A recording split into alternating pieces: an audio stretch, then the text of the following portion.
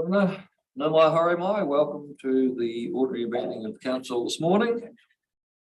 Apologies, I think we're all here, so no apologies. Any declarations of interest this morning? I haven't been made aware of any.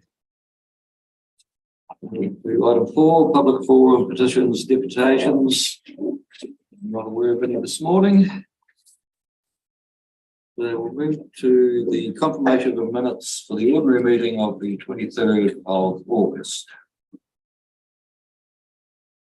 Are there any alterations or? Well, slight technical, I don't know whether this is recorded right or not, but I said I wasn't listed as present, but I was have an apology for lateness. I was about 20 minutes late because of a flight delay. So I don't know whether people know I was there or not. Well, I'm sure we can record you. Apology for lateness and that you were there. Slight technical. Any other alterations or changes? If not, would somebody like to move they be accepted as third record? Moved by Jeremy, seconded by Eric. All in favour will say aye. Aye. Aye. Right, we'll move to item 6, which is the adoption of committee resolutions. The first up is the Finance and Performance Committee meeting of the 23rd. Mara, would you like to comment? This is setting up things not extra minute, but just the resolutions. So those are setting up there pretty clearly what we described at the meeting. So I'm happy to move those be accepted or adopted. Moved by Morris, seconded by Alistair. Any further discussion? I will put the resolution. All in favour will say aye. Aye. Right, we'll move to the Southport Subcommittee meeting of the 25th of August. Eric, would you like to comment? Oh, no comment. I just move that the report be adopted. Moved by Eric. Seconded for that resolution. Morris, any further discussion? I'll put the resolution. All in favour will say aye. Aye. And last but not the least, Strategy and Policy Committee meeting of the 13th of September. Linda, would you like to comment on Yeah, thank you. Just to highlight item 2 and the approval that Council Strategy and Policy gave to commence a review of the navigation safety bylaws and the associated infringement fees schedule. Given recent events, that's a very timely review, and we look forward to some more appropriate outcomes. With that, happy to move. Thanks. Linda, seconded by Jeremy. Any questions or comments?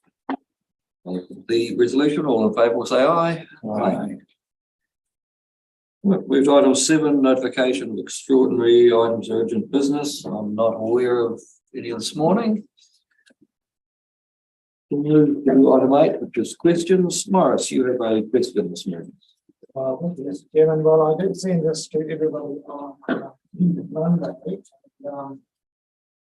I've seen the stuff. Well, Jan was kindly printed it out for you here, so I won't read through the whole thing. I spoke to Paul briefly this morning about this, and it doesn't. While this consent application is an example, it's not the only thing I'm aware that from before he's able to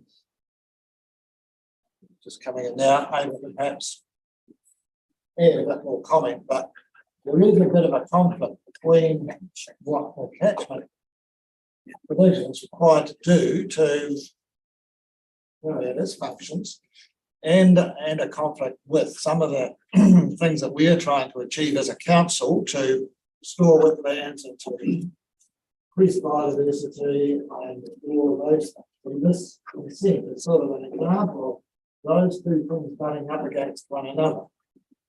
There are a couple of issues about the consent. One will take so long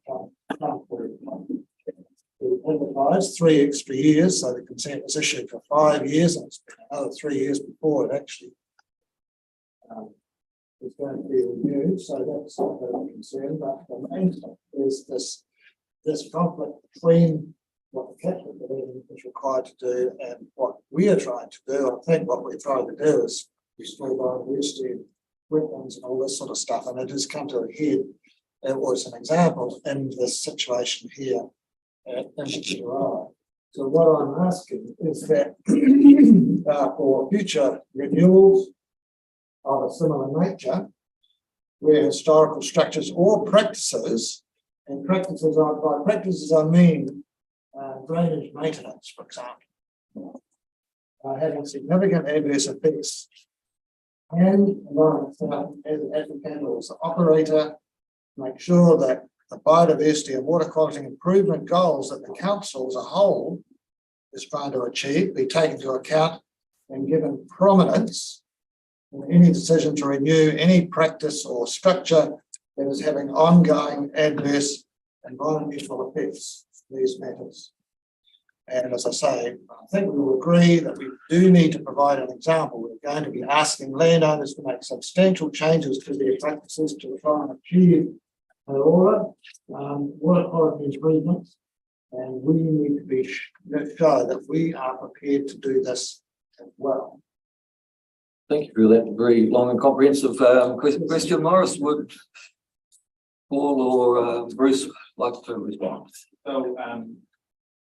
So obviously the specific of Te Tarawa's active consent. So we obviously, that's got to go through that process, and so it's difficult to speak in any real detail as you alluded to. But the short answer to your broad question, which is, will we be giving consideration to things like the NPS, freshwater, fish passage, and all different plans and expectations? Absolutely, yes. And so we will need to continue to do that as different bits of infrastructure need to be reconsented, and so that will be an ongoing process. I'll let Bruce talk a little bit more detail, but certainly there's more information that we need to provide as we go through these processes, and more data, and we'll just actively have to go through that process to do that. But I'll hand over to Bruce, and you can maybe add a bit more detail. Thanks, Paul. Through you, Mr. Chairman. I was certainly not disagreeing with any of the points that Councillor Rodway is making. The application has been in the system for some time. It is being processed by our most senior processing officer, our principal consents officer, who did ask for some further information around some of the elements that you've flagged.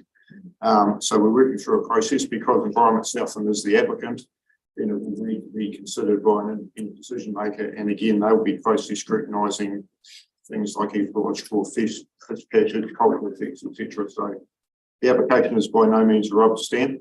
As Paul's highlighted, Environment Southland Catchment Division does have a challenging role in terms of balancing a range of competing customer and stakeholder expectations. And we have a number of these historical structures that have fulfilled a function sometimes for a very long period of time and may have been entirely appropriate at the time they were constructed, but things have moved on since then in terms of cultural expectations, ecological understanding, fish passage, etc. So I would suspect there'll be a number of situations there may need to be some form of transition, and the decision maker will be having a look at that through that process.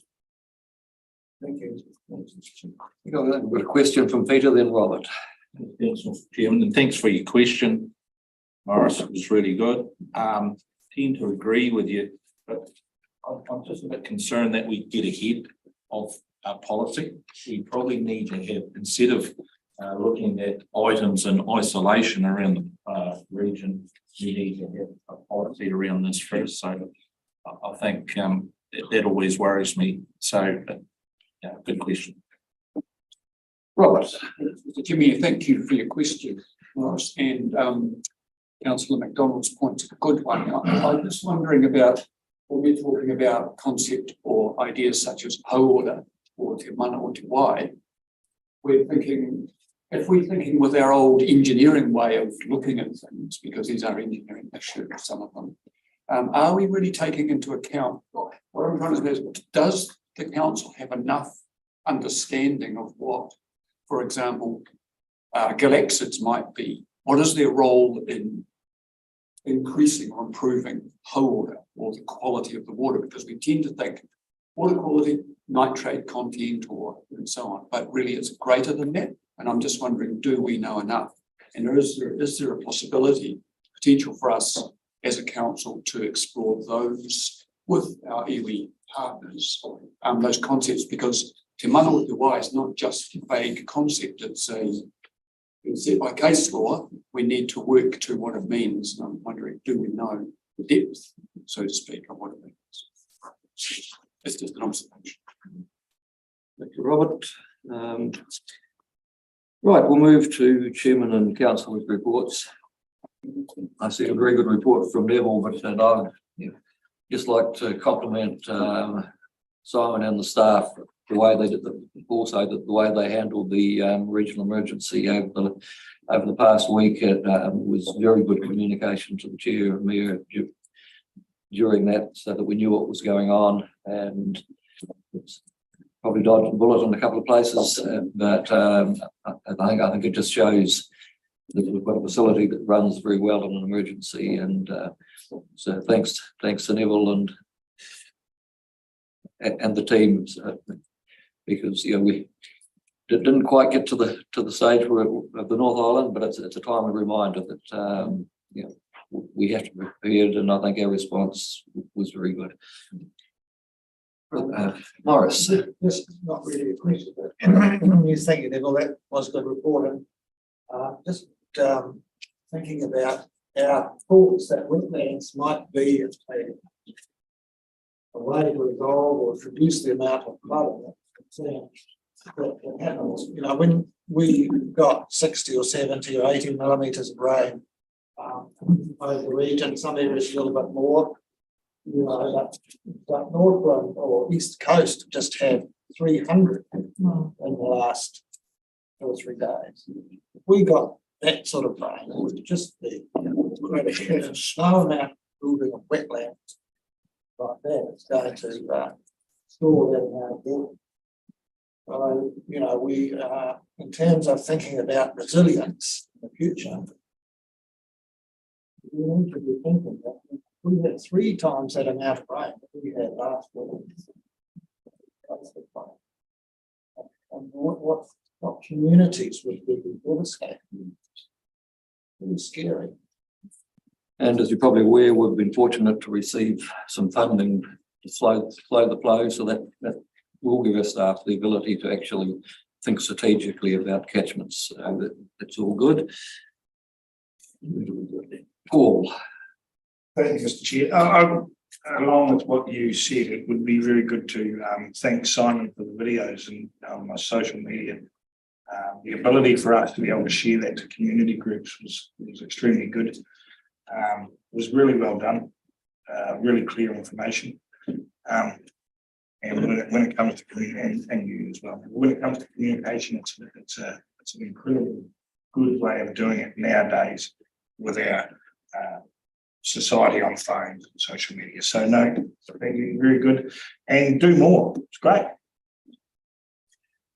I've got Peter, Robert, Lyndall and Neville. Peter, are you right? Okay. Robert.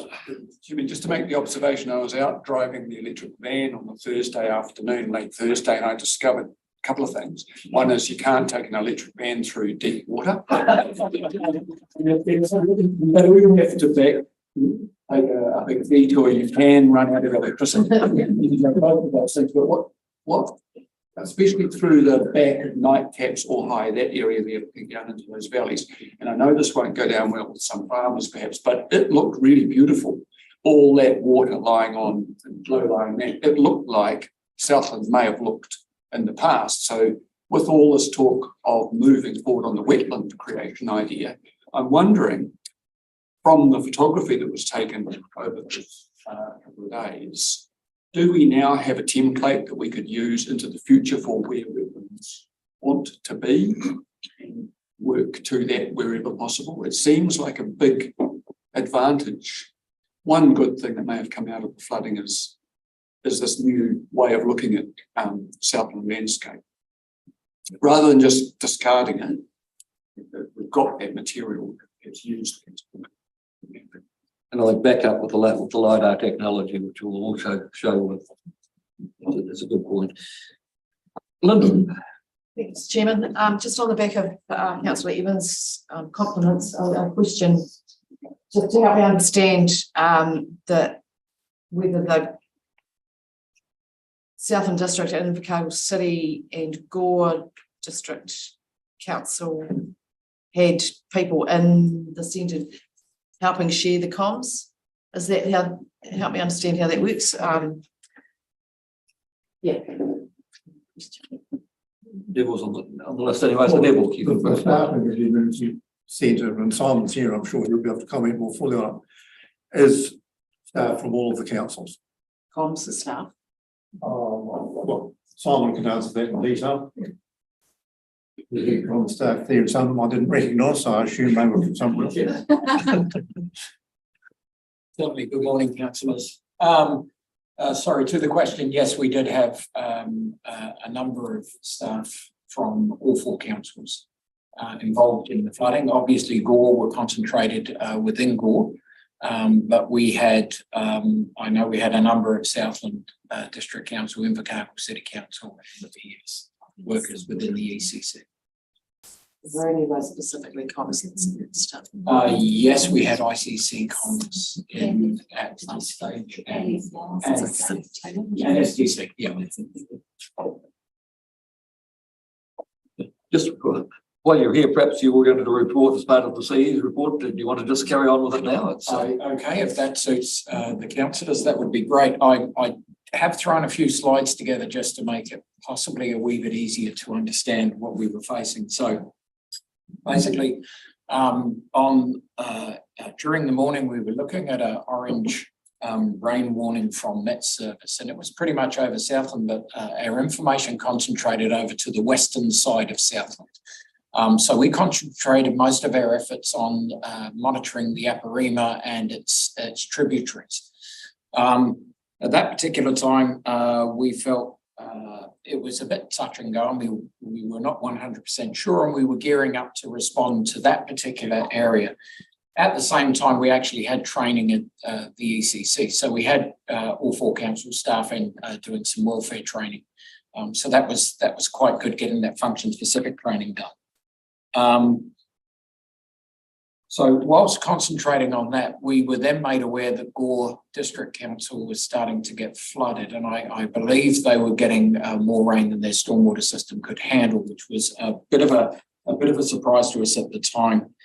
We pulled the elected officials together, and we made a declaration to give Gore some assistance. Obviously, before you make a declaration, you have the elected officials present, but you also have the police, Fire Emergency New Zealand, and you make sure that the current situation is either outside of their capabilities or looks like it will become that way. By declaring a state of local emergency, it gives the controller a number of powers that may assist on that in that particular area. So what our job then was to ensure that we didn't get in Gore's way, and that we gave the Gore staff any of the resources that they requested. And I know Paul LaRue from ES got deployed up there and run the Croydon Centre, so one of our welfare centres, and he coordinated the Matilda Centre as well. The Aparima then started to become more and more of a concern, and especially around the Otautau stream, which was looking like it was going to peak for quite some time. Thank you. Now, the slideshow there is just pictures that we were taking from the air at the particular time. So because the Otautau stream has a break in the stop bank where the road goes through between one side of the town and the other, we have to close the road to actually make that stop bank a continuous stop bank. So to do that, we had to get a regional declaration.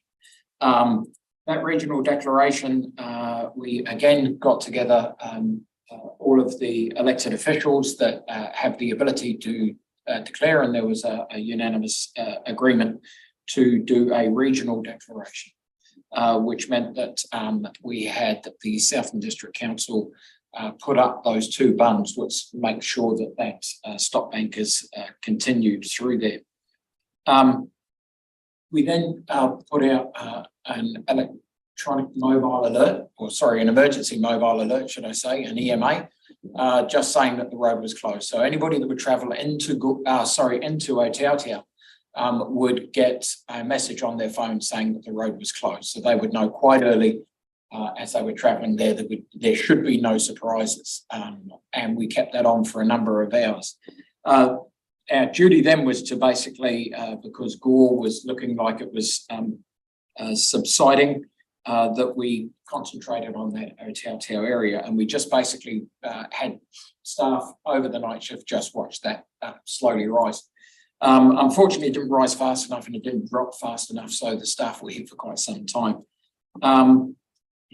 We then had some parts of Aparima and the Waimumu breach its banks, so breach the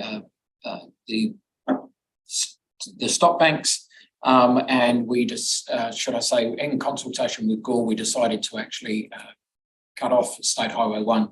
And again, it's a continuation of the stop banks around there at Boundary Creek and on the other side to ensure that Matilda is quite safe.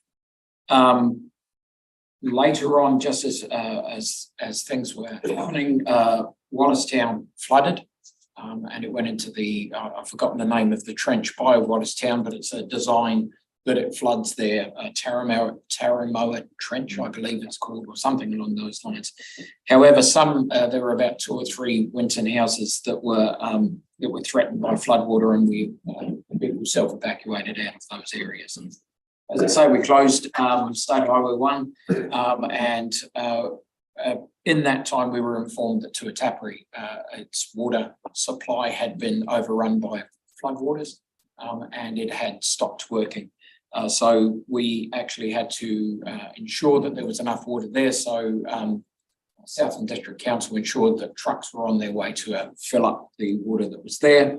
Boil water notices went on in Gore because of the turbidity of water, and obviously as they got the Tuatapere one fixed as well, the boil water notice went on there until they had to clear E. coli tests. We put out another 2 EMAs for those boil water notices so that anybody in that town that had a mobile phone would get that alert.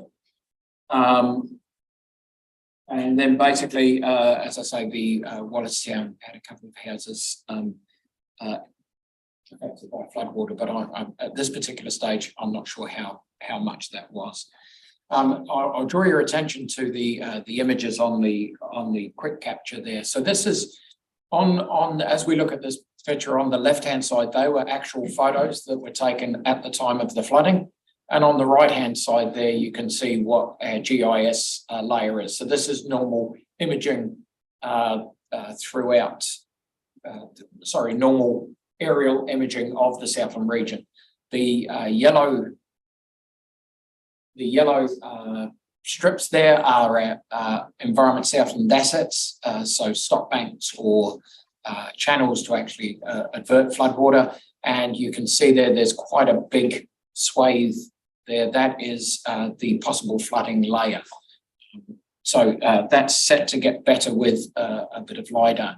This information that was supplied to us quite readily through quick capture and through the Environment Southland GIS team, it really does assist our intelligence function to actually make some really good decisions.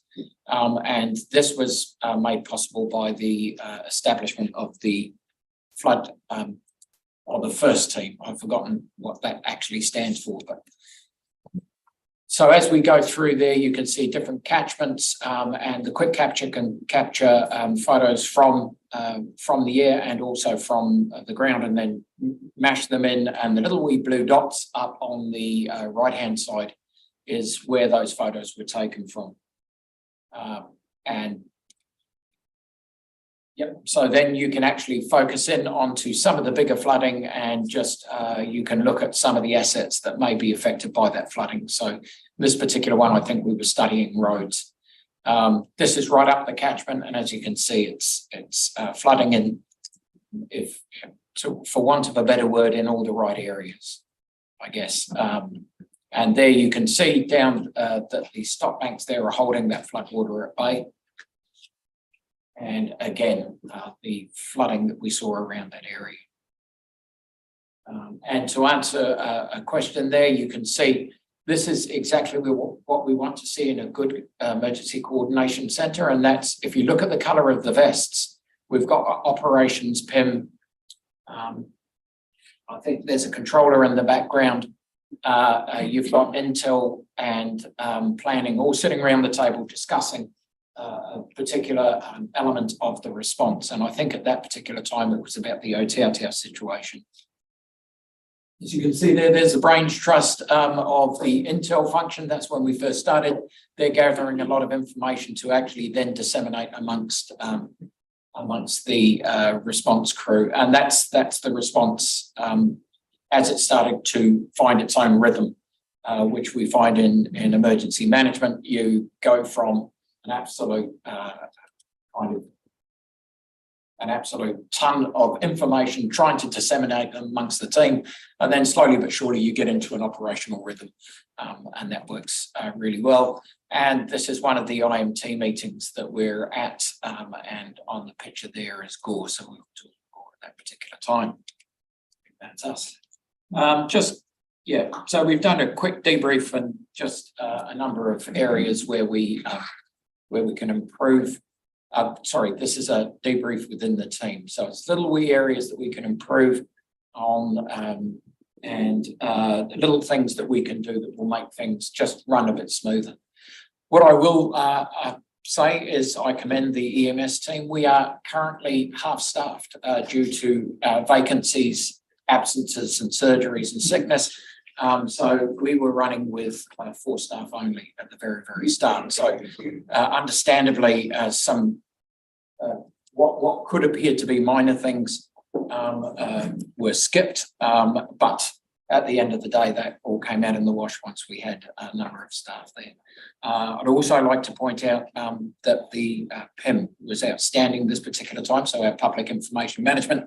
Thank you for your comments about that. That's to make this look good on camera is pretty damn hard, and I think they did a very good job. So yeah, I think a big shout out to Adrian and the team. Thank you, Adrian. That information was great. Yeah. Yes, I've been like more. You could always have more, but that was just really good. Yeah. Thank you very much. Thank you very much. Well, it's too early to tell, but the breach on the Aparima, would that have taken pressure off the bridge at Tautau? The Tautau string, and I'm sorry, I'm running a wee bit unqualified in my next statement. So the Tautau string runs relatively independent of the Aparima.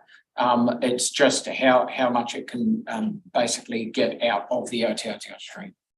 Sorry, did I answer that question? I'm not sure if I did. Actually, I've asked Randall to join us in chief executive as well as a brief catch-up. And the app for the I've got a lease block that's quite close to the pump station to a tapery, and the little warning went off, and there was the text. So that's a very effective communication tool. Morris. Well, thank you. Simon, would you be able to go back, Adrian might need to help, go back to your slide of the lower Ariti? And I may, Mr. Chairman, come up so everybody can see what I'm talking about. Not directly related to the flooding, but it is a bit. There's an item later in the meeting about the Otakau stream. So that's what I want to ask a question about.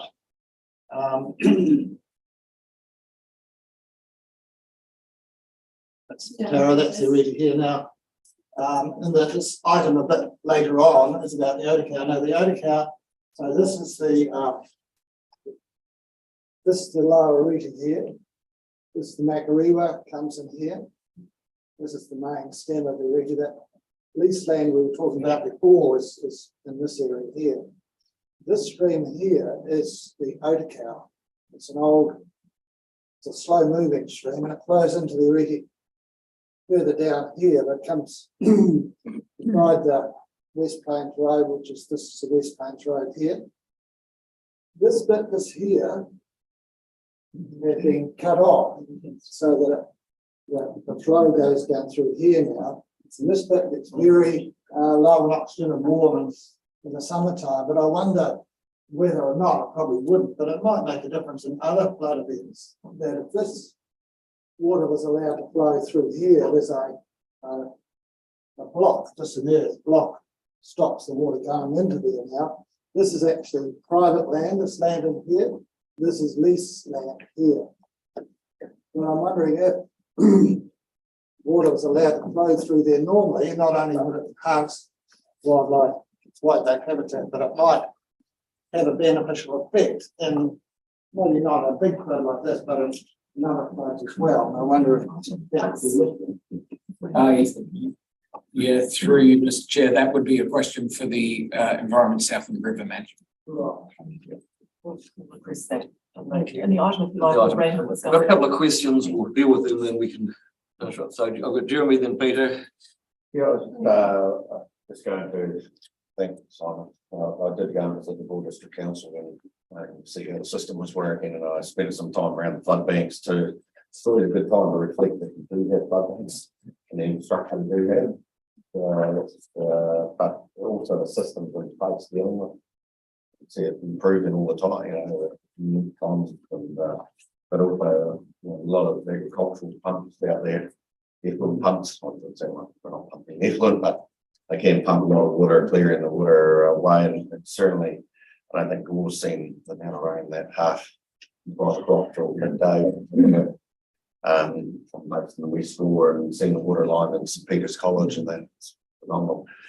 And that's obviously a good discussion from the Three Waters teams, the issues in these towns dealing with these sort of water, dealing with water and sewage without having 100 mils or 90 mils of rain in 7 or 8 hours. So, but I was saying, yeah, it's good to see the system working, the flood banks working, and it wasn't too big one, but it was good taking information from these flooding, looking for the future, protecting. So it's good. Peter. Yes, Mr. Chairman. Yeah, just want to say well done. I think we need to be aware too, if we're talking the state of emergency, that we are in an uncontrolled situation to a large degree. And there is some expectations from people out there that we should know how this behaves, and we should have forewarning, building up all this information, and there's a certain amount of prediction. But I do go back to Councillor Cox's words that you shouldn't be using the word flood protection, because that indicates that we can protect everybody. So we need to be some realism in there around these fast moving situations. I was also like to ask about the relay at the bridge in the road closure. Is there specific detours put in place? Because I'll come back to 2020 floods. Is there a specific detours put in place for that traffic? Because in 2020, we found long lines of people up the back road of a gravel road. I think there was 99 cars that they counted, and plus one truck that couldn't reverse out. Does Land Transport or whoever is controlling authority there dictate a special route for people to get around? So through you, Mr. Chair, yes, it's whoever owns that asset is responsible for actually ensuring that there is a detour, I guess. In this particular event, I know very early on they'd run out of signs. There was that much flooding over roads. So it was starting to get to the stage, and the messaging we kept putting out on behalf of the police and the district council, Sam Waka Katahi, was drive really carefully and conservatively because they'd just run out of signs. So you could imagine they've got a number of signage, and I assume that it's a number to cope with normal circumstances. I think in this particular case, that, although it is their responsibility, they may have been somewhat stretched to actually get that done. I'm not 100% sure about the mechanism. There are people getting up and around in behind us, probably home, that sort of thing. And also, I know this is not your area of responsibility, but the update on the Whakakatahi side, can that be hurried up, like 2-day intervals between updates? I think was just, we're in an emergency situation. People were going there to see what they can and can't do. It probably needs to be a bit more time than, well, it definitely does. So it's just a comment. But Neville, are you indicating that then we'll move on after Well, that will be full help on mine because I was gonna, there's a 3 Ps, planning, preparation and. Sorry, 4 Ps. Rescue 7 of the Yeah, planning and preparation gives, produces good performance, which is what happened in this case. And a compliment to Simon and his team for firstly preparing the new mayors so that they knew what they were doing and why they were doing it and how to do it. Particularly the staff and the centre taken from all of the councils were working as a team. I was really impressed. I would expect that to happen anyway, but I just was really impressed. Peter Wakatahi deal with state highways, and there's like trying to move a mountain if you try and influence how they do their stuff. But the local council is responsible for any other detours and announcements and signage. So Southland District with responsibility. You can't stop people from attempting to circumvent signage and news that says you shouldn't travel. We're going to do it anyway because we want to get home. So I think the planning and preparation meant that the thing ran very smoothly. Okay, Phil, then we'll move on. I guess one question was, for me, was in this instance, it was a 48-hour period that the emergency in place. And I guess my question is, had there been a longer period, if that was double that time period longer, if that was more widespread, were there any functional areas that you felt might have been at risk of not having sufficient capacity to carry the burden through that longer period of response? Yeah, through you, Mr. Chair. I suppose at the moment we haven't kind of done that debrief just yet. In any emergency situation, you're always stretched, and the availability of people and their normal lives can mean that sometimes you don't have as many people as you want. I pick up Councillor Cook's point. We've been concentrating on functional training, so functional specific training, and you saw a lot of that training coming out in that response, which meant that a lot more work, the work that was being done seemed to be really efficient. Sorry, I probably haven't answered your question, but once after the debrief, we'll actually be able to answer that a bit better. Thank you. Right, we'll move to item 10, reports. First item up is the Chief Executive report. Will, would you like to comment? Thank you. Sure, thank you, Chair. Following the last 6 weeks between council meetings, there has been a significant amount of government regulation that's either been given royal assent and requires our compliance at this point, or there has also been a bit of additional policy work arriving from central government in the lead up to the House rising. There was, in addition to both of the pieces of legislation around the changes to the RMA, there was also the Water Services Entities Amendment Bill was given royal assent, and then we were presented with the National Planning Framework proposal, which is open for our consultation and our response by the end of the year. And then early last week we got the national policy statement for hazardous. I'm looking at Lucy to give me the right title. What was it? Hazards. The hazards MPs.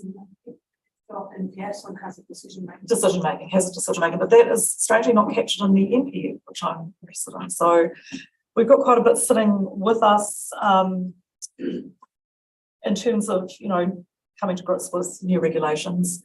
So there's quite a bit has happened in the last 6 weeks. Hard for us to sort of go past though the last couple of days of last week and the weekend in relation to the floods, and I realise we've talked about the emergency management response to that, and thank you, Simon, for coming over to do that. I've also asked Randall if he would actually speak to you briefly about the catchment response to that and what the catchment view is an assessment that they've got to date of the state of the environment that we've been dealing with. And I just wonder if you want to ask questions about the report itself and any matters in here, and then if that's okay, we'll get Randall to just give us a bit of a debrief from a catchment perspective on the flood. We comment Simon's presentation up on the screen there of the photography and the imaging with the flood banks and everything joined in, I was given a glimpse of what could be done in terms of the mouth of the Waiau. And it was really impressive. The historical photographs compared with what's happening right at this moment, and where all the issues were brought up on the screen and moved around in response to my questions. It was instant response. It was very useful stuff. So we've got a really good tool here that will help us in a number of areas. So if you don't have questions on any other matters from the report, I could ask Randall, who I think's online, is in the call to perhaps give us a bit of a debrief on how our stock bank stood up, what the matters were in the catchment from a catchment perspective, and a bit of commentary on the Waiau would be really useful, I think. Yeah, Randall, are you online now? Yes, I am. Kia ora. Good morning, councillors. So we will be preparing a flood report to be presented to council at a later meeting.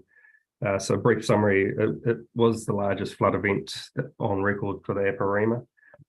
We had a lot of overtopping in Aparima, Oriti, and the Mataura and Waimumu banks. And we've had one report of a breach, or quite a significant breach, in the upper Aparima.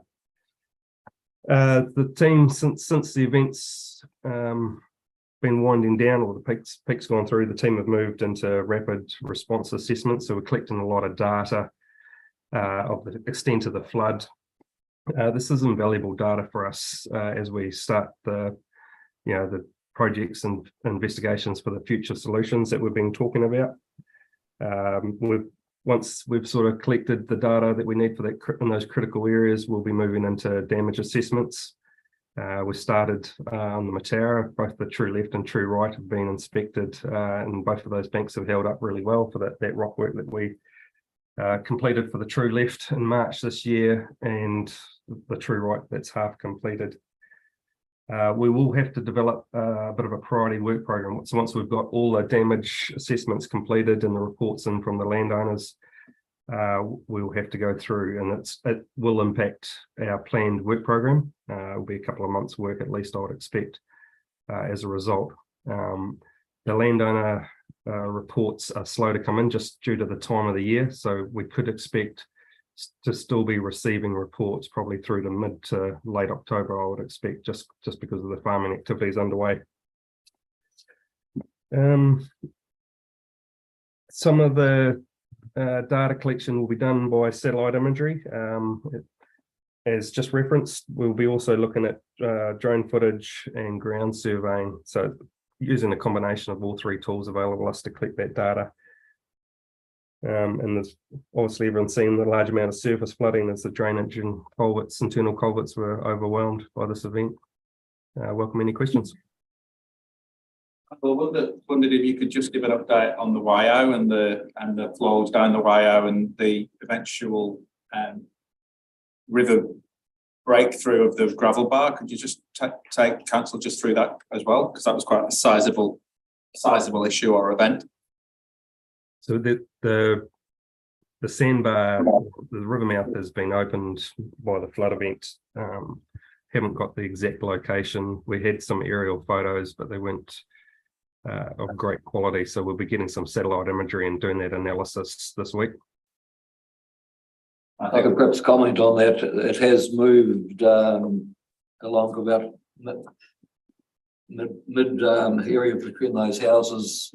I think it's probably beneficial in the short term. I believe the mouth that's further west will actually close, and I'm hopeful that 2,000 cubics is transferred a wee bit of gravel that will help the integrity of that bank. So when the river drops and we have a significant southerly, it'll depend what happens. I'm hoping it actually might come right in there and put gravel against the cliff, but we'll have to wait and see. But I think all in all, it looks to have been a positive effect. So. I did speak to a member of the community who seemed quite positive about the natural solution, and so we'll be keeping in contact with the community as we sort of promised to do as part of this Blue Cliffs response. That will continue. Paul, did you have a question? Yes, just regarding the stock banks that have along the back of the Half Mile Road. Do they get water to them, or I noticed it was around about 600 mils high. In the would have meant the domain would have been totally engulfed. Were the stock banks affected? Because we've taken notice of those. Well, I'll let Randall answer the what happened, and then I'll come back and give you an update on the stock banks themselves. Yeah. Randall? So through the chip, was that in regards to the Turatapere stop banks? Yes, down the Half Mile Road. So we haven't received any reports of any issues in that area. So we've got some work underway to remove the overgrown vegetation and try and address those defects on the banks. But we're probably only about a quarter of the way through that work program.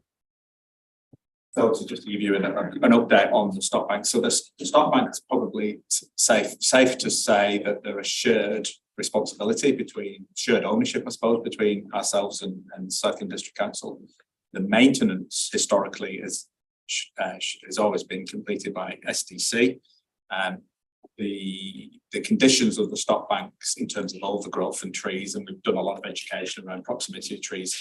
We decided that we needed to just get on and do that work, and we've got conversations with SDC around how that is managed going forward. So there's still probably another update to come back to council on that. Yeah, the most important part would be the stock banks closest to the west end of the rail bridge, which would stop them going on road and flooding. So 2011 was the peak QMix, I think, and it was a pretty significant. Yeah. So this still, I think, got a bit over the 2,000, whereas 84, I think it was 3,000. The pavilion of the domain went under, including the higher piece, but no, the integrity of the flood bank wasn't affected. And I know this is just an aside issue, but just I say this for a sense of assurances. Trees and communities and drop-ins have all been factored into this and will continue to be factored into all of our sorts of maintenance.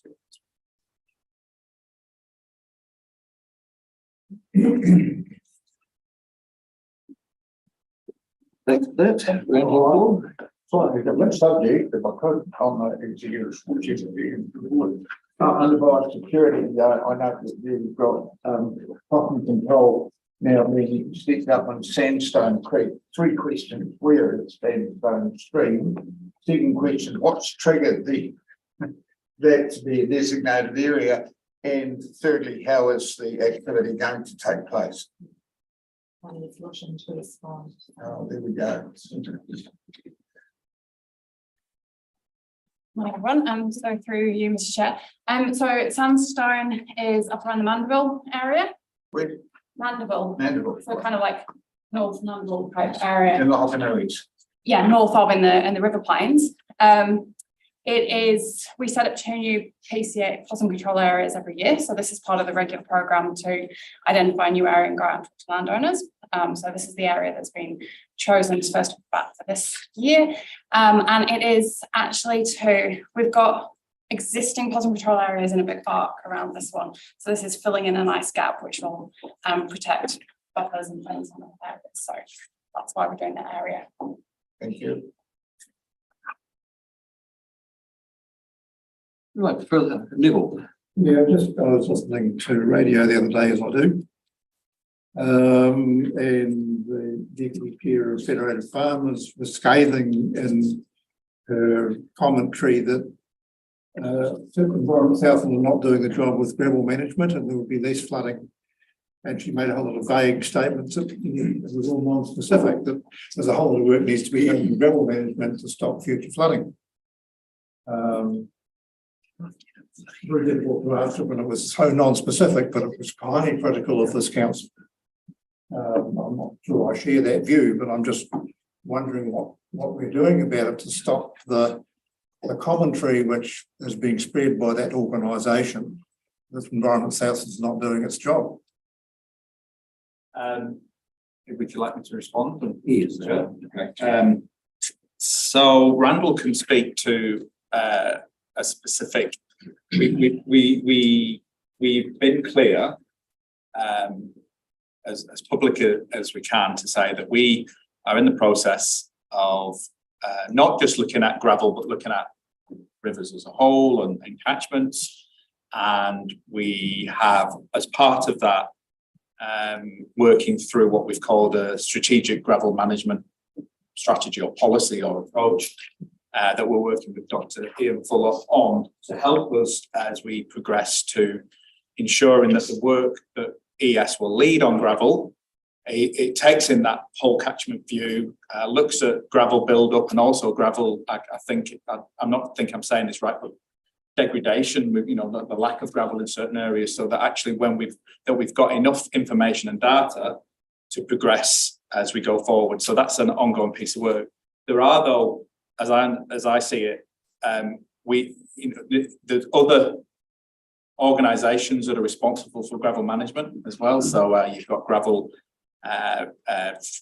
management through infrastructure like the NZTA or the different councils that are also responsible for gravel management as well. And so it's making clear that ES are not the only organisation responsible for maintaining gravel movement or gravel control.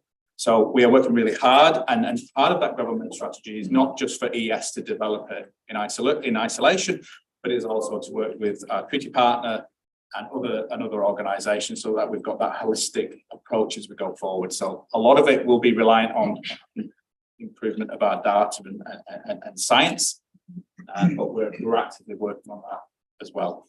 But Randall, if you probably add a little bit more detail to what I've just said, might be useful. Thank you through the chair.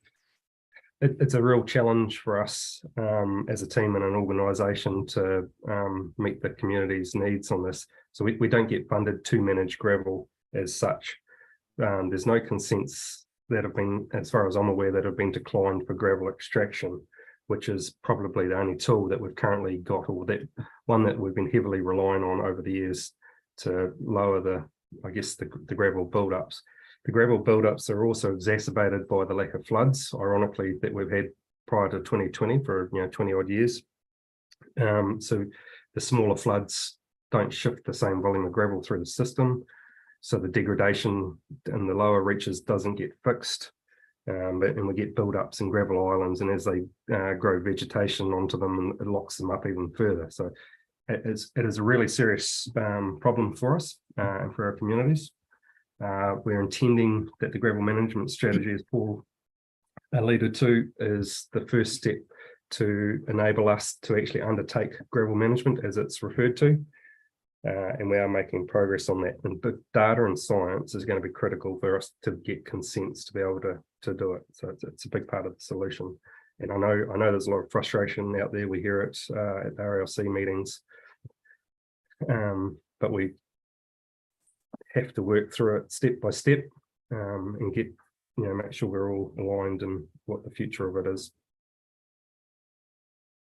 Just an aside to that one, we've talked about trying to get a global consent for some time to do those minor jobs in a timely fashion. Are we making any progress there? I know the STC is probably wanting us to go and update them on this very issue. But Paul makes a very, very good point. It's not just about gravel, it's about the holistic management of an entire catchment. So I think to answer your question, Chair, if we get all of the stakeholders in the room, if we work through the holistic approach, and we use experts like Ian Fuller to help develop these strategies, then that would lead, I think, sensibly to a more comprehensive understanding of what a consent could look like. And so that's a particular piece of work that we're trying to resolve. So I can't give you a time frame, but certainly it's leading towards having more information to take that forward. But Alistair, Thank you, sir. That's the third one that hasn't come to me, but I'll speak on the Waimea have some concerns. Simply, and I spoke to Paul a wee while ago regarding the gravel that's sitting at the end, and it builds up, doesn't allow the water to go out into the Mataura, and there's a whole lot of flooding going on there. What are we going to do about it, Randall? Ideally, we'd have a contractor go in there and remove the build-up, councillor. Is it going to happen? Can I tell my constituents that they won't be flooded so often and by so much? So for it to be economical for a contractor on from a teaching to Sahi's, it has to be a sufficient volume and accessibility for them for it to pay for itself. So if there's not enough there for a contractor, then we need to find another way of funding the solution. And at the moment, we don't have a targeted rate to fund that activity. Well, am I mixing my catchments up, but is this another organisation's issue it's not just an ES issue, or am I incorrect? I thought this was with NZTA as well, or is that a different stretch? So through the chair, there's numerous gravel build-up around bridges issues that have been identified in Kettle Flat and Te Anau Basin. I don't think this is one of those, though, is it, Councillor Gibson? Thank you, Mr. Chairman. Two things on page 19, if I might. Firstly, the EnviroSchools Regional Hui. I know that the team do excellent work with a large number of young people, and that's fantastic. And apologies, Josh, if I'm telling you something you're already doing or asking about something that's already going on in the background. But it seems to me that those are really good opportunities for us in that youth engagement space that we keep talking about. It's an existing avenue. So I'm wondering if you're thinking about and how you're thinking about how we hear back from them as far as feeding into some of our long-term plan discussions. That's already a group of young people that we've got captured. So how might we be able to hear back from them and the broader kind of regional conversations that we're going to be having? Good morning, everyone. Josh Sullivan, Senior Education Advisor. So at the end of the EnviroSchools Hui, we send out questionnaires to both the teachers and the students. And we often, during the day, we'll also have interviews with those students as well, just, catching up with them, having those informal chats to see how they're finding the day. And we've got a number of staff who'll be wandering around just observing how they're going, hearing those conversations that are going on live, and we can collect some of that data and analyse it after the event. So, we can talk about that going forward and going, how does this inform our direction? Particularly interested in some of the big questions that we're asking the grown-ups, also being asked of those young people, because they'll have their own view of the world, and not just about the event particularly, but about their kind of ambitions, hopes and dreams and all those things. So really interested to see if we can find ways for some of that to come back to us. That would be Good. Share that with councillors. We get it. Right. Thank you. My other question is about the Southland Otago Waste Network, and what happens next after that.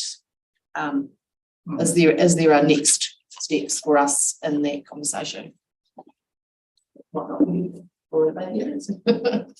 So we have put extensive time into having conversations with WasteNet around how we can get more funding and support within the waste space. We were particularly looking for funding through the waste levy to get another facilitator, but we haven't. It has been difficult to get answers through ICC or waste levy to find out how to do that.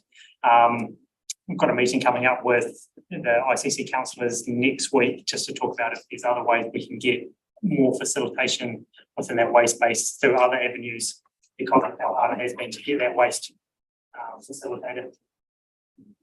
Yes, myself, then Robert. Peter. Mr. Chairman, just like to take a minute to gravel, if I could, about Neville's talking about Dr. Gravel on the radio. And I just want to support what you said, Paul, around that. There seems to be a narrative that's been created in this province by federated farmers. They have a wide range, and they have a very strong platform to reach people when it comes. That gravel was part of the problem, but it's not all of. So what the narrative's been created, and which I see and I hear from people, just get rid of the gravel and everything will be fine. You don't need to put up the flood banks. You don't need to do, and I think that's wrong. The other thing is just get rid of the gravel and cut across other people's wishes and responsibilities when it comes to the Shed River is just not realistic. We're not going to leave people behind on this. Everyone's going to get on the bus and move forward. The other thing that I do not want to see is that we undertaking actions on a whack-a-mole type of arrangement because someone's got a loud voice on the other end of the phone. They're actually speeding up the water column and creating more danger by undergoing actions right now. So we need to be really careful. So I understand this holistic view of the river and what we need to do. But I'm certainly, on the other hand, I'm saying that there is issues like Alistair's highlighted too that need to be dealt with.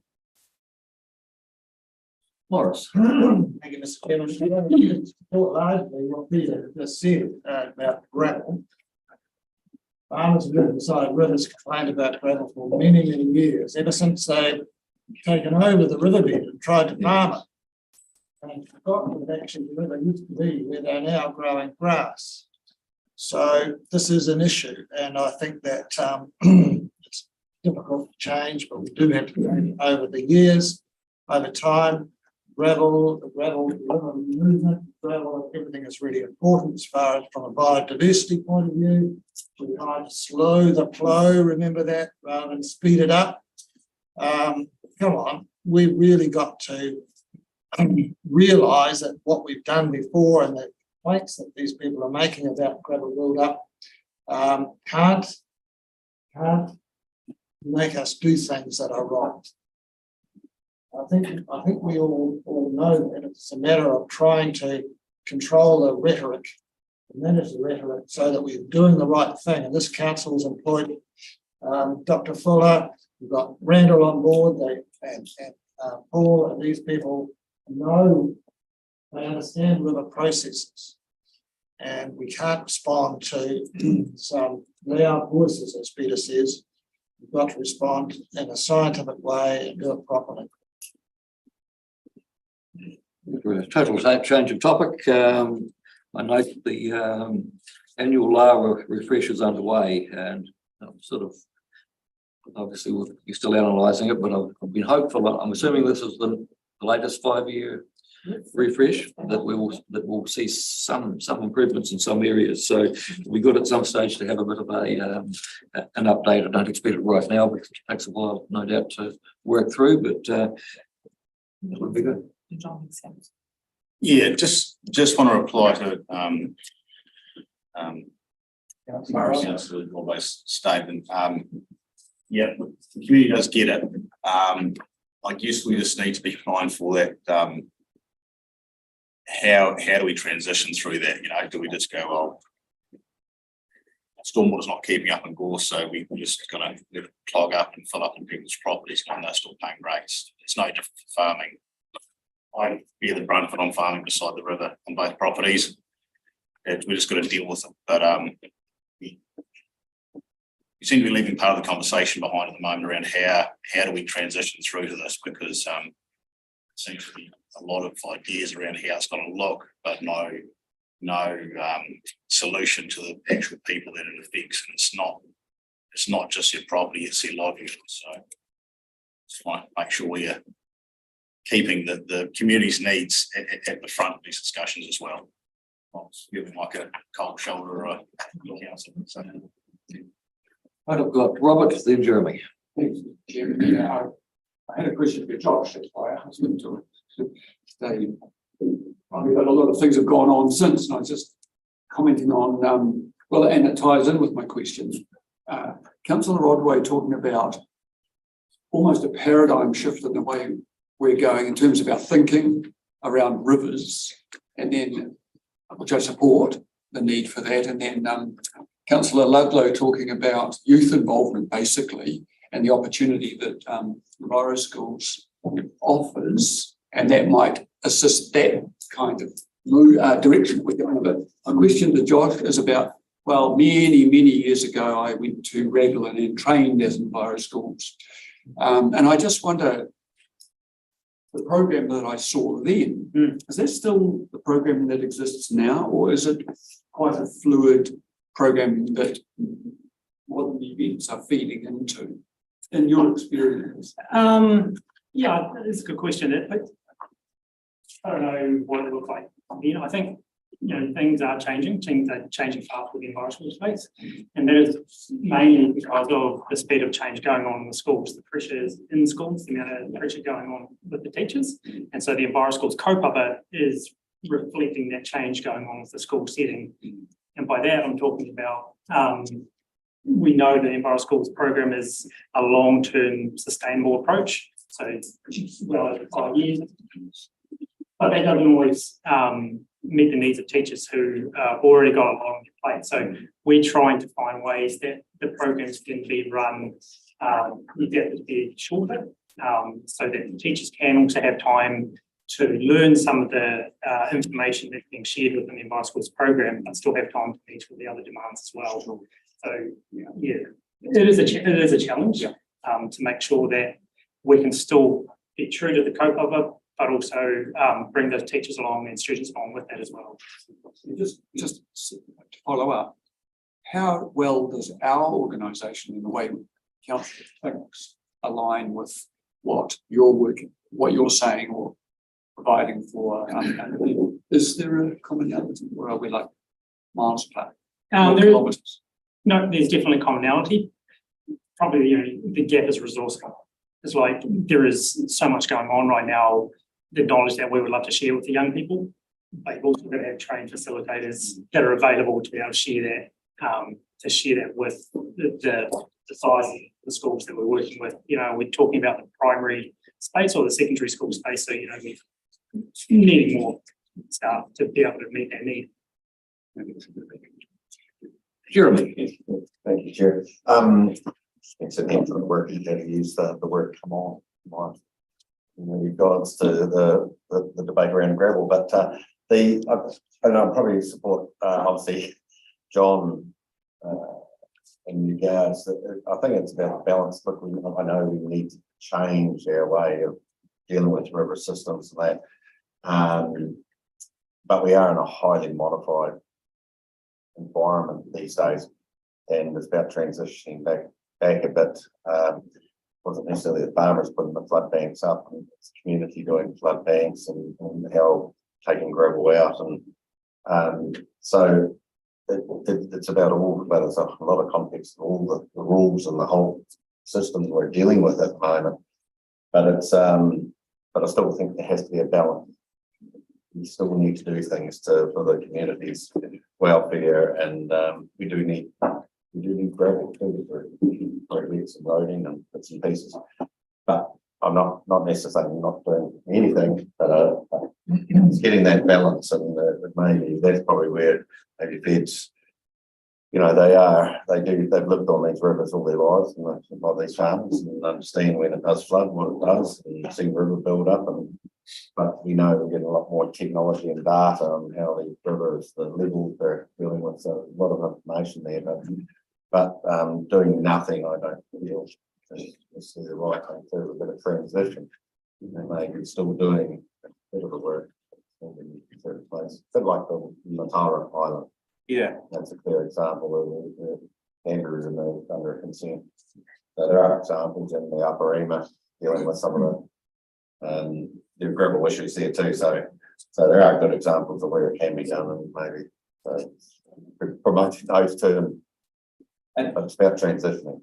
John. And can I be clear? You're quite correct. I think we need to take a holistic view, and we need to build up the information. But when it's obvious and we need to do something, we need to be able to do something as well. And so, but that also usually requires us to go through a consent process as well. But yeah, your example of the gravel island on Matara, that was a really great opportunity to do not only some great work with our infrastructure, but actually remove an issue in the river. So we'll continue to look for those opportunities. Right, unless there's any further questions, would somebody like to move? Moved by Neville, seconded by Lyndall, and favor say aye. Aye. Right, we'll move to item 2, which is additional delegations for regulatory decision making.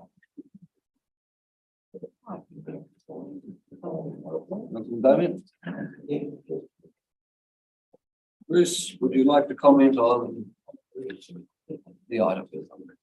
Thank you, Chair. Good morning, councillors. I've got Bruce Halligan with me, who will be able to address any of the more technical or legislative questions that you may have.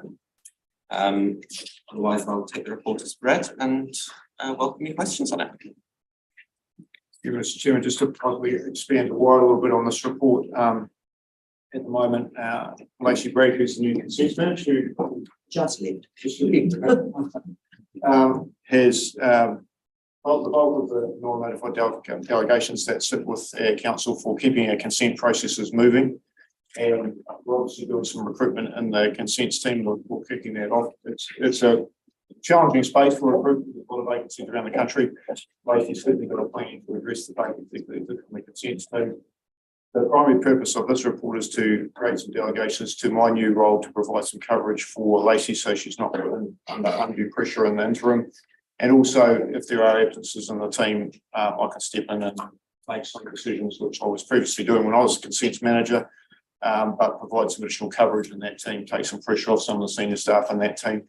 Right at the bottom of that report, we see a little yellow section, which is an additional delegation that was seeking council approval for. You may or may not be aware, but under the enactment of the Natural and Built Environments Act on the 23rd of August, it limits the duration of certain categories of freshwater consent, and there is an ability for parties to request an exemption to that.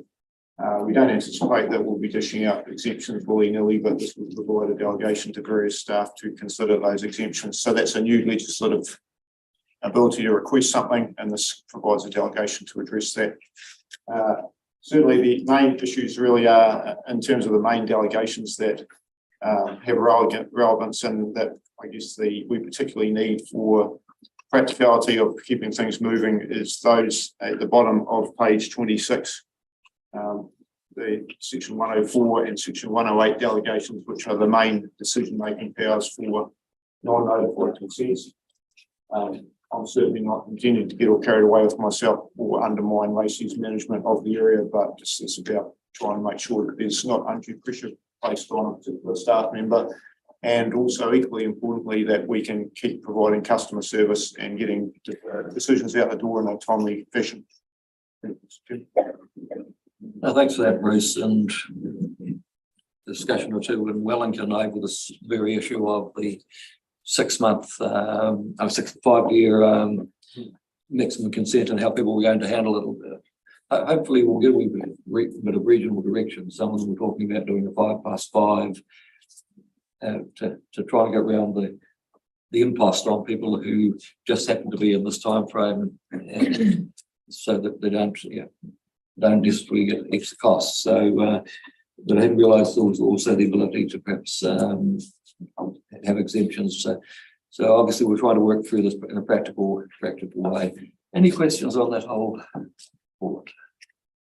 I'll move the recommendations, Chairman. It's a pragmatic solution to the changes that are going on at the moment. Something needs to be done so we keep providing service in a timely manner. Yeah, I see.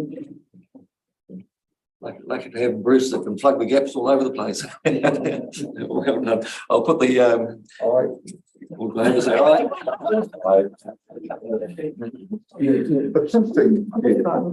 Councillor Roy's really with us getting low. We better move on. Right, we'll move to item 3, funding of operational costs.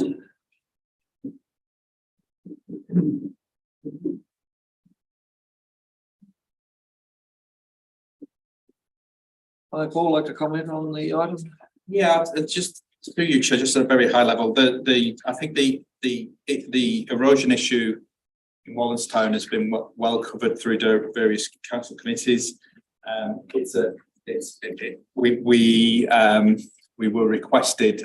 We've had conversations with the local community board as well, and so this was investigated in terms of an opportunity to look at our lease reserves, to do some work to remove some willows on the stretch of the river. The intention is that we'll take the pressure off the eroding bank in Wallinstown. We looked at 5 options, as you can see within the report, and so the most sensible and economical option was to remove willows along the stretch. And so that is the preferred stack option. That goes in hand with SDC's responsibility to extend. There's drainage that comes out of that particular area, and what we're seeing is the pipes are a little bit shorter than required, so that's adding to the erosion. So SDC have agreed to extend the drainage pipes. That, in conjunction with the willow removal, we hope will fix any ongoing erosion issues, which will mean that we don't need to look at rock lining, or at least we can park that. So this is a really good solution, I hope, to stabilise that erosion and to move forward. Now, part of this is that we need to consult with the catchment liaison committee, which we've done, and the policy in terms of the approval of this budget of 206,000 also needs to go to council for decision, and so that's why it's before you this morning, council. Neville. Yeah, just a question, Chairman, and I had a look at the Wallace Town a few weeks ago. Have we had another look at it since the flood to see whether there's been any effect from last week? Randall, are you still online? Yes, you are. Only through the chair, only via the helicopter inspection, but just because of the nature of the erosion site, we actually have to get a physical on-site inspection undertaken, hoping to do that by the end of this week. That's good. I don't disagree with the solutions that have been offered. It may be affected by just what happened last week. Morris. Thank you, Mr. Chairman. Now, part of this appears to be related to the Otakau stream, which is a different place to the Makarila at Morristown. I wonder if it's possible for me to share my screen with everybody so I can show you where it is, or can somebody else put a map up or Randall, are you able to? I've got it up on Google Earth, but if somebody else can, so that people probably don't know where this is, and what I was talking about before. I'm not sure if Randall, have you got access to a map that you could just share online?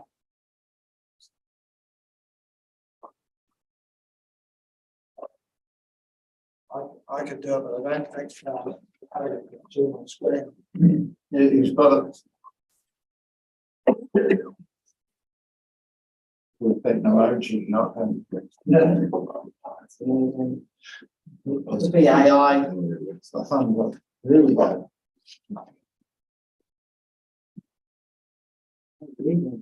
Very clear.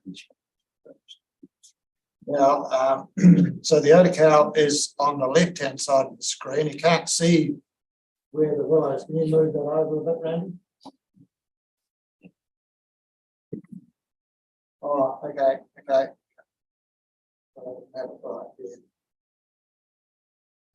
Drop and point, Morris, so we can see what you're talking about. Shiny light thing. Here, there's a wee speaker thing. He's tall enough, he'll end up. Yeah, well, he stands in front of me and I know why. So this is the Otakau.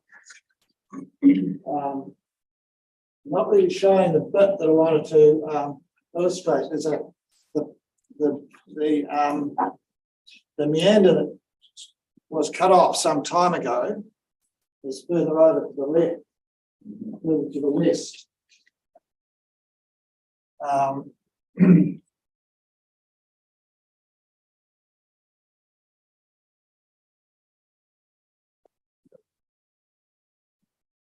Yeah. I have to describe it. So there's a loop of the old Otakau, which I did show before. That's been split off from straight channel has been put through. So I appreciate that the willows on the Otakau are causing a problem.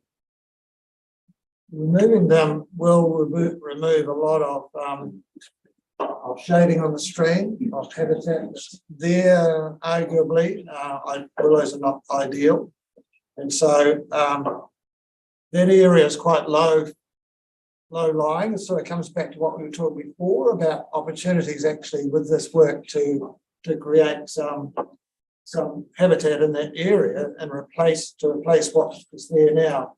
So I'm asking whether or not that loop of the Otakau can be restored. What we have to do is take out, it's just an earth bund there at the moment, it stops the water from flowing into it. So it may have some benefits from a slowing the flow point of view, and it would possibly also enhance whitebait habitat in that area. So my question is, can that loop be restored as part of this work to try and enhance some whitebait habitat in this area? So we certainly can look at that and bring that back. One of the opportunities we've got in the regional services committee is to look at those opportunities. So I don't know if this is part of the work programme that we're asking for approval today, but certainly it's an opportunity to look at it and come back. The other thing I would say is I've made a commitment through Southland riparian planting programme that for every tree that we have to remove as part of our flood bank protections or river work, that we'll replace through the Southland, so the right tree in the right place. So that's something that Randall and Fiona could probably look together and come back and provide an update on. So if you leave it with us, we'll have a look and bring it back. I think the greatest gain, that would be a good gain. I think the greatest gain would be to restore the flow to that old loop if that's possible.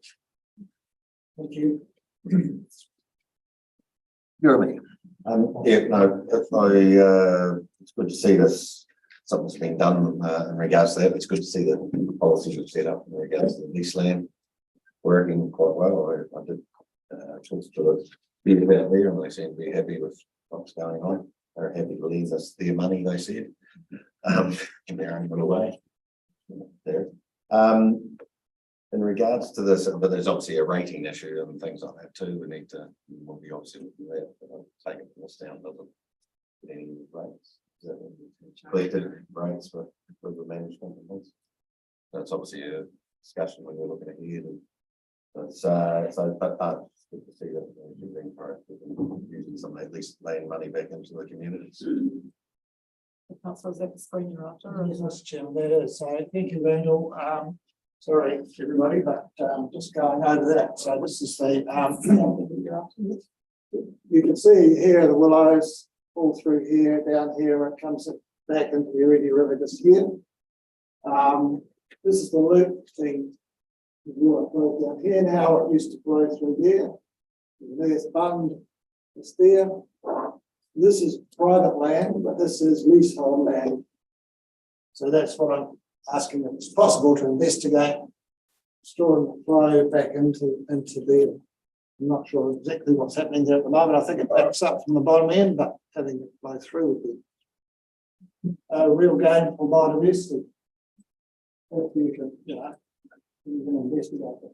We'll through you, Chair, we'll investigate it and also probably neatly fits into our leadership and our land programme, so we could probably incorporate that as well through that. So yes, I will take that away and bring it back. Thank you. I'm just following up on Jeremy's comment that the meeting we had with SDC, we did talk about the need for that community to be part of some rating to actually repay the money over time. So that's something that'll happen during the LTP. Obviously, we were looking at various options, but they were very strong on the fact that something needed to be put in place so that did happen, because it didn't happen the last time we were waiting for one party was probably waiting for the other, but it's like a few things, we're making positive progress. Any further recommendation? Moved by Neville, seconded by Phil. All in favour say aye. Right, item 4 is update on the 2024 to 2027 long-term plan. Would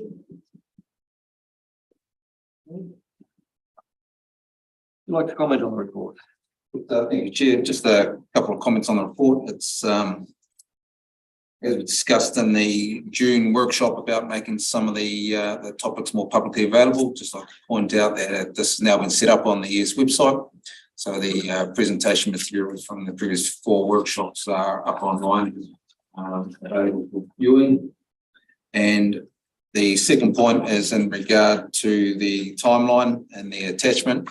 It lays out the series of workshops to follow, with obviously the bulk of them leading into getting most of the big matters addressed all pre-Christmas. And I'll just point out there's one slight typo in regards to an October meeting. It says the 26th, but this is in fact the 24th, which is correct in the councillor meeting schedule later in the pack. That's excellent, because I thought I was going to miss it. So, any questions for Dom on that? It's good to see that timeline so that people can see where we're heading, and from the website, it's also good for the public to be able to see. Moved by Neville, seconded by Alistair. All in favour, say aye. Aye. Right, we will move to the councillors' meeting schedule.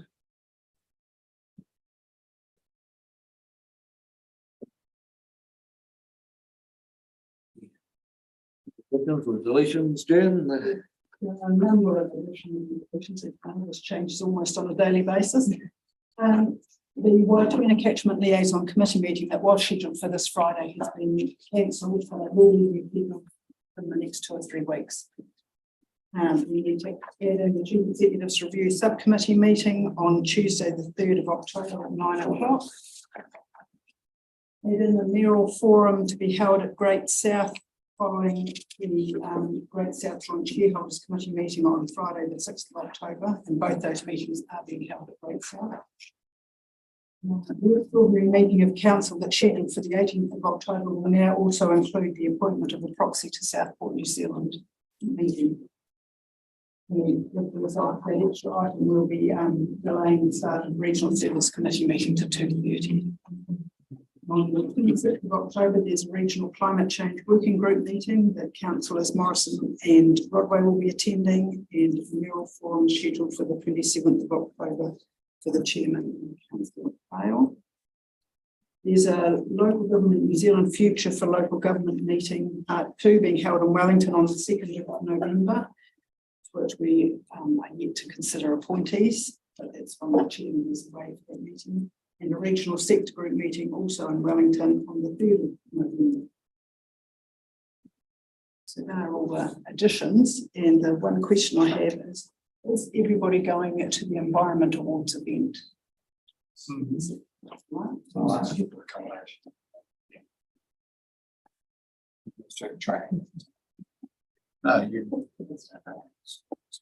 We're also conscious that if anybody is wanting accommodation, that there's a netball test on the same night in Invercargill, so accommodation will be particularly tight. We need to get it. Probably put my hand up for it. Does anybody got anything? So that's. Any additions or requests for leave? Here to be seeing it. Somebody like to move move by Lyndall, seconded by Phil, all in favour will say aye.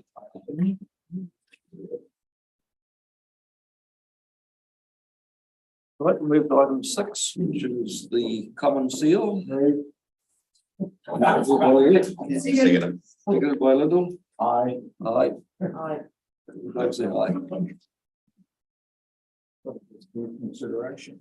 Right, that will, there's no extraordinary business that I'm aware of. That will complete the open part of the meeting today. So I'll ask for reasons to go into public excluded. Yeah. So the motion is that in accordance with section 48(1) of the Local Government Official and Information Meetings Act 1987, the particular interest protected by section 6 or 7 of that Act, the public be excluded from the following parts of the proceedings. The minutes from the extraordinary meeting of council 23rd of August 2023, that's under section 7.2J. And the minutes from the extraordinary meeting of council 31st of August 2023 under sections 7.2A, 7.2ZI, 7.2H and 7.2I. And also adopting the committee resolutions from the Finance and Performance Committee meeting 23rd of August 2023 under section 7.2J. We heard the reasons. Jeremy has moved, seconded probably by Eric. All in favour will say aye.